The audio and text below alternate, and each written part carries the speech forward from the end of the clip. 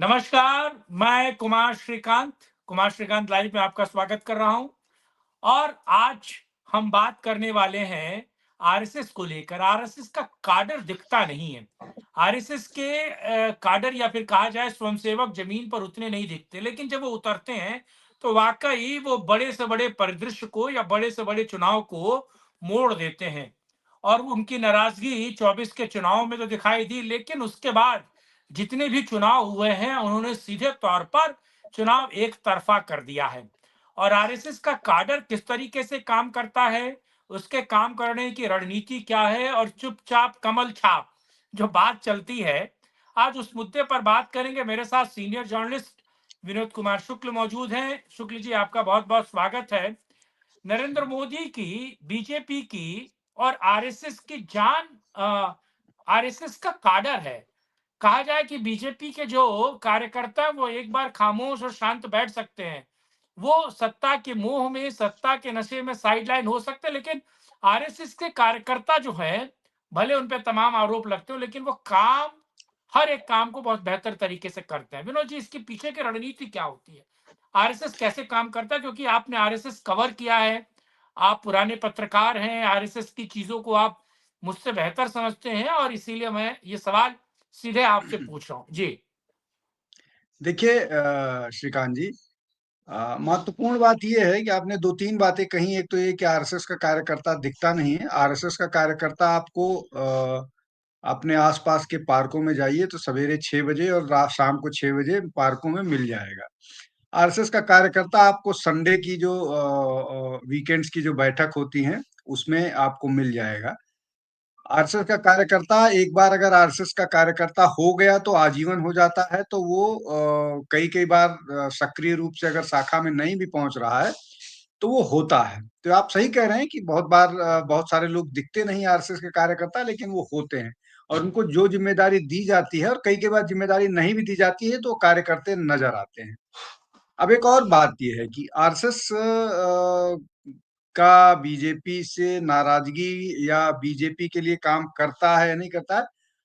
RSS को जब कोई ज़िम्मेदारी सौंपी जाती है या उनसे किसी तरह की ज़िम्मेदारी माँगी जाती है, तो हमेशा उपलब्ध रहते हैं। इसलिए वो अ, आपको चुनाव में जब उनसे इस तरह की ज़रूरत दिखी जाएगी। अब आरएसएस का कार्यकर्ता अगर बीजेपी का कार्यकर्ता हो गया, तो उसके पास फुल टाइम बीजेपी का कार्यकर्ता क काम करने की ज़िम्मेदारी होती है।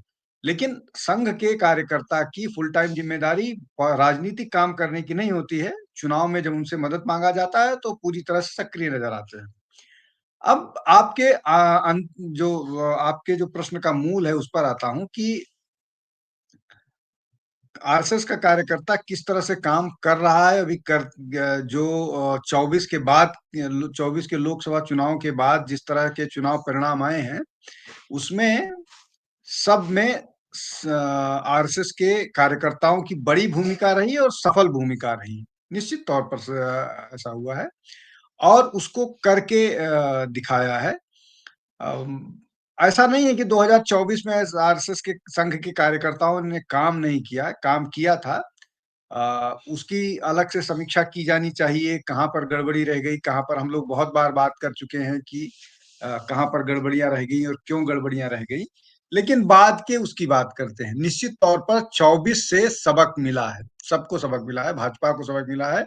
संघ के ने भी अपने जो काम करने का वो है उसमें कि कहाँ चूक रह गई, उसमें सबसे बड़ी चूक जो उत्तर प्रदेश, बिहार, मध्य प्रदेश में रह गई थी, वो ये थी कि जो महत्वपूर्ण ज़िम्मेदारी होती है, पर्ची मतदाताओं तक पहुँच जाए और जो अक्षम मतदाता हैं, उनको भी बूथ तक पहुँचाया जाए। ये 2 बड़ी ज़िम्मेदारी होती है और ये चुनाव के पर बड़े प्रभावी कदम होते हैं। ये निश्चित तौर पर 2024 के चुनाव में नहीं हुआ और ये ज़्यादातर काम संघ का कार्यकर्ता करता है। लेकिन 2024 के बाद जो भी विधानसभा चुनाव हुए हैं, उसमें इस पर बहुत माइन्यूटली काम किया गया है। अब उसके 2-3 उदाहरण मैं आपको बताता हूँ। जैसे महाराष्ट्र में एक भजन मंडली की ने काम किया था। अब भजन मंडली हर मंदिर में जाकर के 20-20, 30-30 लोगों के साथ बैठक करती थी और भजन मंडली में आप महाराष्ट्र की अगर परंपरा जानते हैं तो वहां पर विट्ठल के दर्शन के लिए लोग भजन मंडली के माध्यम से पैदल चल के जाते हैं। जैसे केरल में जो अयप्पा स्वामी हैं, उनके लिए लोग पैदल लंबी यात्रा करते हैं, वैसे विट्ठल के लिए भी जो यात्रा है वो एक एक पर्टिकुलर जगह से इस्तेमाल शुरू होकर के और भगवान विट्ठल के वहां तक जाती है, और उसमें लोग भजन गाते हुए ही जाते हैं। तो वहाँ एक परंपरा है। अब विट्ठल को भगवान विष्णु का रूप माना जाता है महाराष्ट्र में। जैसे वो क्या बोलते हैं, आंध्रा या तमिलनाडु में जैसे जब वो भगवान विष्णु बालाजी वेंकटेश। हो जाते हैं। जी, हाँ, वेंकटेश वेंकटेश्वर बालाजी हो स्वामी, जाते हाँ। हैं। जी, तो ऐसा है। तो ये जो भजन मंडली थी, ये बड़ी छोटी-छोटी होती है, और वो भजन मंडली जो है वो उसने पूरे महाराष्ट्र में घूम-घूम करके लोगों को बचाया, प्रचारित बताया कि किस तरह से महाराष्ट्र के चुनाव में आपको काम करना है और क्या जरूरी है उसमें। लव जिहाद से लेकर के बहुत सारे मसले थे। अब आपको दूसरा उदाहरण बताता हूँ। दिल्ली के चुनाव में क्या हुआ। दिल्ली के चुनाव में संघ ने लगभग 1 लाख बैठक, 80,000 से लेकर के 1 लाख ऐसी बैठकें की जिसको ड्राइंग रूम बैठक का नाम दिया, जिसमें 4 लोगों से लेकर के 20 लोगों तक एक मीटिंग में बैठा करते थे। और ये ज्यादातर middle class, upper middle class और लोअर मिडिल क्लास को प्रभावी किया, जहां पर बीजेपी के कार्यक्रम बताए गए, कहां से गलत सूचनाएं फैलाई जा रही हैं, आम आदमी पार्टी किस तरह से नुकसानदायक है, ये इस तरह से उन्होंने काम किया। हरियाणा में ये काम जाटों और बाकी सारे लोगों से गांव में जा करके किया। इसीलिए देखिए हरियाणा में गांव की कॉन्स्टिट्यूएंसी में भी बीजेपी को बहुत वो मिला। तो ये 3 अलग-अलग प्रदेश हैं और तीनों में अलग-अलग रणनीति, और वो रणनीति ऐसी थी जो उस प्रदेश के हिसाब से सूट करती थी। जैसे ये भजन मंडली वाला महाराष्ट्र के लिए बड़ा ऐप्ट था। ड्राइंग रूम बैठक चूंकि शहरी चुनाव था, दिल्ली का ज्यादातर शहरी है, गांव बहुत कम होता है, इसलिए ड्राइंग रूम बैठक की गई।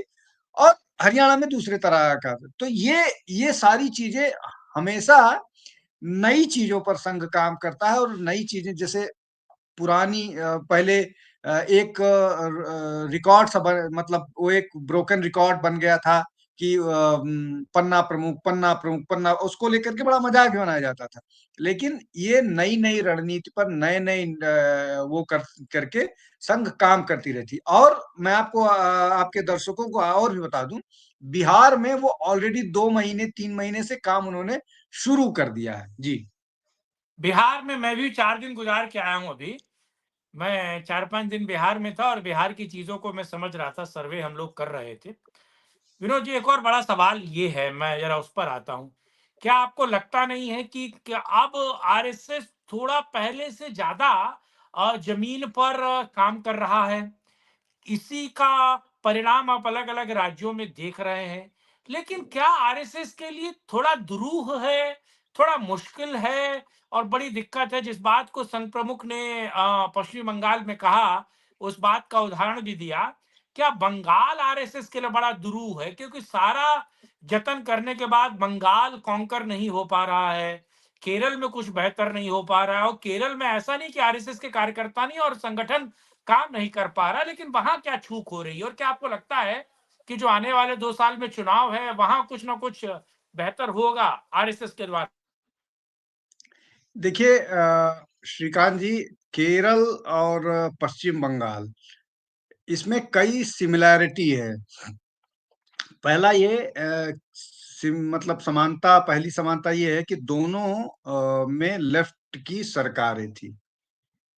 दोनों में लेफ्ट का रूल था और लेफ्ट का कैडर था। लेफ्ट को एक जगह रिप्लेस किया गया तृणमूल कांग्रेस के द्वारा पश्चिम बंगाल में, और केरल में वो अल्टरनेट होता रहता है, एक बार लेफ्ट आता है, एक बार कांग्रेस का, मतलब एक बार एलडीएफ आता है, एक बार यूडीएफ आता है, ये वहां चलता रहता है। डेमोग्राफी दूसरा बड़ा फैक्टर है। केरल में लगभग 54% के आसपास हिंदू हैं। ज्यादातर वहां का जो मजबूत हिंदू है वो लेफ्ट के साथ है। पश्चिम बंगाल में जो है वो वहां पर अब लगभग 70-71% हिंदू हैं, लेकिन वहां पर मेजॉरिटी बहुत ज्यादा कुछ सीटों पर मुस्लिम हो गया, और डेमोग्राफी वहां बदलाव का अभियान लगातार जोरों से चल रहा है। लेकिन इन सब से अलग जो महत्वपूर्ण बात यह है, जो बीजेपी को बार बार वहां पर मात देती है, देने में कामयाब होती है, वो है वहां का रीजनल सेंटिमेंट। बार बार जो है ममता बनर्जी वहां पर बंगाली सेंटिमेंट खेल करके, और सारे मिसरूल के बावजूद सॉरी, दो फैक्टर्स आप समझ लीजिए। पहला ये कि जो 30% वो है, वो बीजेपी को हराने के लिए वोट करता है। और ये जो 70% है, 70% में बड़ा वर्ग इसको नॉर्थ इंडियंस के खिलाफ इस तरह से भड़का दिया जाता है, इनको इतना इमोशनली एक्सप्लॉइट कर लिया जाता है कि जो बीजेपी चाहती है हिंदुत्व के नाम पर एक करना, वो नहीं कर पाती है। अब उसमें बड़े कॉन्ट्राडिक्शंस हैं। श्रीकांत जी, मैं आपको समझाने की कोशिश करता हूं। वो जो तृणमूल कांग्रेस है, उसके स्पोक्स पर्सन्स या उसके जो बाकी लोग हैं, वो अपने आप अपनी बंगाली आइडेंटिटी की बात करते हैं, और वो ये कहते हैं कि हम देवी उपासक हैं, हम राम को नहीं मानते हैं। ये कई के बार वो पब्लिकली कहते हैं, डिबेट्स में कहते हैं, हम हमारे यहाँ देवी उपासक हैं, हम देवी की उपासना करें। लेकिन देवी विसर्जन और जब रमजान जब इसका प्रोसेशन निकलता है, अ, जो दुर्गा। करबला में जिसको, हाँ नहीं, जी। करबला में हाँ। वो किया जाता है, तो उसमें देवी का प्रोसेशन को रोक दिया जाता है। और जो ये है, इसको करबला में जो प्रोसेशन जाता है उसको हम्म। प्रेफरेंस दिया जाता है। एक मसला हो गया। दूसरा मसला ये हो गया कि ये इससे बड़ा झूठ कोई हो ही नहीं सकता है कि बंगाली जो समुदाय है, ये जो बंगाली लोग हैं, वो सिर्फ देवी के उपासक होते हैं। बंगाली भगवान राम की भी उपासना करते हैं, भगवान शिव की उपासना करते हैं। दो उदाहरण देता हूं, बड़े उदाहरण हैं। सोमनाथ चटर्जी लेफ्ट के नेता थे, उनके पिताजी विश्व हिंदू परिषद के नेता थे। वो नहीं, हाँ, वो स्टेट बीजेपी बीएचपी के प्रेसिडेंट थे सोमनाथ चटर्जी के पिताजी। और सोमनाथ चटर्जी बंगाली होते हुए भी, जो पश्चिम बंगाल का दूसरा कोना, मतलब बंगाल ईस्ट हो गया और वो वेस्ट हो गया, वेस्ट जो वेस्टर्न कोस्ट पर शिवलिंग है भगवान सोमनाथ का, उसके नाम पर उनका नाम सोमनाथ था। तो अब आप ये कहें कि वो देवी के उपासक थे, तो ये बात फिट नहीं बैठती है। दूसरा महत्वपूर्ण उदाहरण आपको बताता हूँ।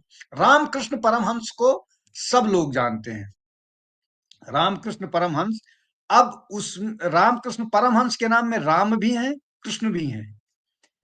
अब ये उनका नाम तब का है जब उन्होंने जब उनको ज्ञान, मतलब जब उनको मिस्टिकल एक्सपीरियंस हो गए, माता का माता ने उनको दर्शन दिए, ऐसा उनका अपना वो है, मानना है, और ये पूरा बंगाली समाज मानता है। अब जो रामकृष्ण परमहंस थे, उनका असली नाम क्या था? उनका असली नाम गदोधर चट्टोपाध्याय था। मतलब ये कि जो गदोधर बोला जाता है वो बंगाली को हुआ, मतलब गदाधर हुआ। गदाधर कौन था? गदाधर भगवान बजरंगबली थे। तो भाई, आप कहाँ से अपने आप को ये कहते हो कि राम की पूजा नहीं होती है या शंकर की पूजा नहीं होती है? उसको आप अलग करने की कोशिश करते हो, पॉलिटिकली एलिएनेट करने की कोशिश करते हो, सेंटिमेंट्स को, बंगाली सेंटिमेंट्स को एक्सप्लॉइट करने की कोशिश करते हो। और इस बात को सबको मान लेना चाहिए, बिहार के बारे में सबसे ज्यादा आलोचना की जाती है कि बिहार में पलायन होता है, बिहार से पलायन होता है। आप उठा करके देख लीजिए, बंगाल में पलायन बिहार से के आसपास से ही होता है, इसलिए कि वहां पर भी उतनी ही खराब लॉ एंड ऑर्डर है। वहां पर भी इन्फिल्ट्रेशन के नाम पर लोगों को भगाया जा रहा है, घर एक घर पर कब्जा किया जा रहा है, और वहां पर नौकरियां नहीं है। तो ये सारी चीजें जो हैं, इन चीजों को जी, भारतीय जनता पार्टी को बहुत तरीके जी, से निपटना पड़ेगा। और हुँ, सबसे बड़ा काट ये जो है, जो बंगाली सेंटिमेंट के नाम पर बार बार ठगा जा रहा है बंगाली लोगों को, उसको हाँ। समझना पड़ेगा। वो उनके लिए नुकसानदायक है। आरएसएस इस पे काम कर रहा है, आपके कहने का लास्ट मतलब यही है, नहीं कंक्लूज़न मतलब देखा जाए। नहीं, आरएसएस हाँ, हमेशा इस पर काम करता है। आरएसएस तो हमेशा हिंदू आइडेंटिटी पर काम करता है। मैं कह रहा हाँ, हूं कि बीजेपी को अगर वहां चुनाव जीतना है तो इसको एड्रेस करना पड़ेगा। ये पॉलिटिकल मामला है और बिना इसको एड्रेस किए हुँ। वहां चुनाव नहीं जीता जा सकता है। चुनाव नहीं जीता, लेकिन आरएसएस बेहतर तरीके से आप मैं मतलब मानूँ पश्चिम बंगाल और केरल में काम कर रहा है, उसका फ़ायदा बहुत जल्द मिलेगा। जिस तरीके से आरएसएस ने अलग-अलग राज्यों में काम किया है और पूरे के पूरे चुनाव को एक तरफ़ा किया है, बंगाल और केरल में ऐसी मतलब ऐसी आशा है और कि कुछ होगा। बहरहाल, विनोद सर देखिए आप श्रीकांत हाँ, जी, मेरा मेरा अपना मानना है कि जी, इन्होंने एक-एक स्टेट करके वो किया है। और मुझे लगता है इस बार इनका लक्ष्य केरल तो अभी नहीं है, लेकिन इस बार इनका लक्ष्य पश्चिम बंगाल है। और वो पश्चिम बंगाल में लगे हुए हैं। संघ के लोग वहाँ हैं। मैं बहुत सारे संघ के लोगों को जानता हूँ जो बहुत दिन से काम करते हैं। अपने लाइफ को मतलब अपने लाइफ थ्रेट पर, मतलब उनकी जिन जान को खतरा होता है उन परिस्थितियों में काम करते हैं। तो वो हो रहा है वहाँ। जी। वो हो रहा है और बहुत जल्द उसके परिणाम सामने नज़र आएँगे। लेकिन विनोद सर, आपने समय दिया इस मुद्दे पर बात की उसके लिए बहुत-बहुत आपका धन्यवाद। और इस वीडियो को लाइक, शेयर, चैनल को सब्सक्राइब कीजिएगा, कमेंट बॉक्स में अपनी राय रखिएगा और विनोद जी के साथ बहुत जल्द मिलेंगे, किसी और मुद्दे पे करेंगे राष्ट्र हित में एक और चर्चा। तब तक के लिए जय हिंद, जय भारत, वंदे मातरम, नमस्कार, जय श्री राम, जय जय श्री राम।